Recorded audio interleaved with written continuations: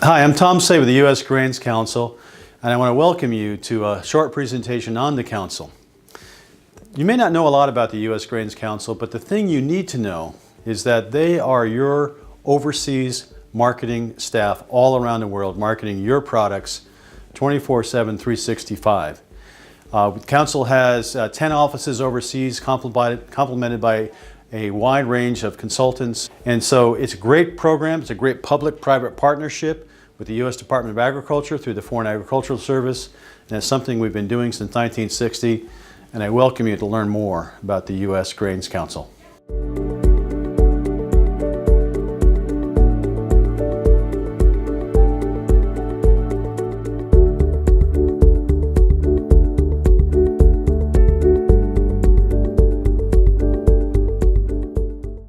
U.S. corn and corn co-product sales come back into the North Africa, Middle East region, which after especially the drought year when U.S. corn got quite expensive compared to our competitors from South America and the Black Sea region, we went almost down to zero sales. We had virtually one company in Saudi Arabia that was buying U.S.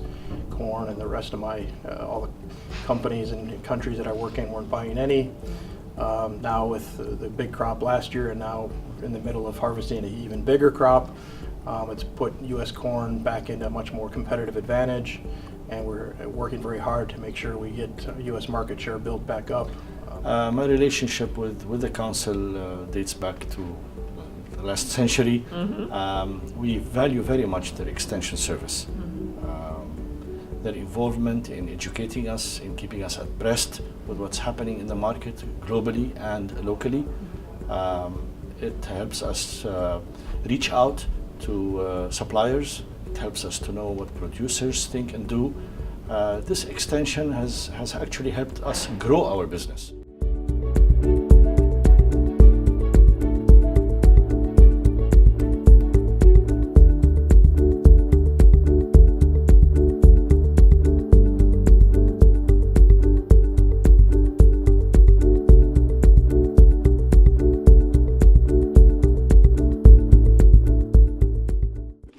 Of direct technical assistance to the livestock industry, and we're shifting that a little bit more where we're looking for areas where the market is not working, and that is right now the swine and dairy industries. Those are the two we work in the most. There's a lot of investment going into those companies, and they're fairly well funded, so they can hire their own technical expertise. So we're looking for areas where the market doesn't work or the policies aren't working, and therefore are constraining the expansion of a modern livestock industry in China, and then trying to craft a program to address those constraints. We've got a few different programs, namely the swine and dairy programs, manure management and treatment program as well. Of course, we're focused on DDGs and corn markets. Largely, we're able to connect the Chinese consumers and help them understand the U.S. supply side, as well as help the U.S. suppliers and producers and traders also get to know China. You cannot replace physically going in and getting your hands dirty and seeing it firsthand.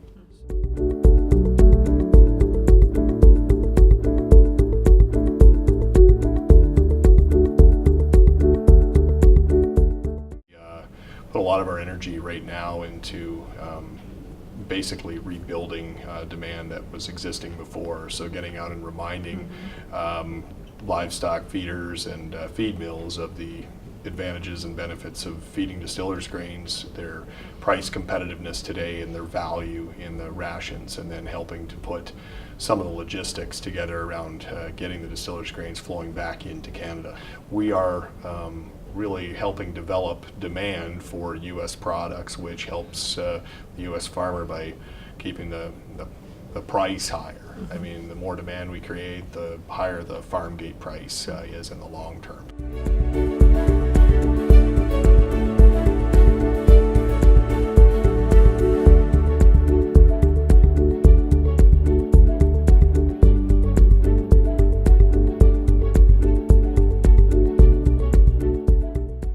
We have programs for corn. We have also a program for sorghum, barley, We also have a very strong program for distillers grains, for trade servicing, and biotechnology. What we see is that we can provide them with updated information, which is really appreciated.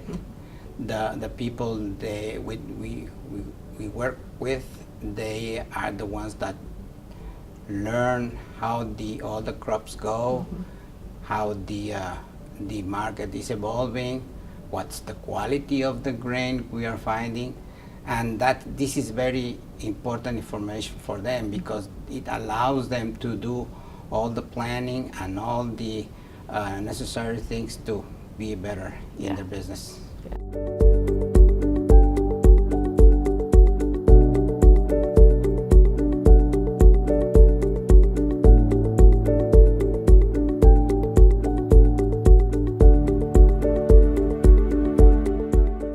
In 1990, 60% of the population lived on less than $1.25 per day.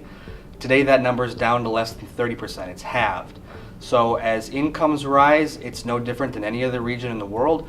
People are demanding more animal protein and less plant starch. Grains Council is working actively with end users and importers to engage local governments and national governments in order to enable them to see the advantages of using trade to achieve food security.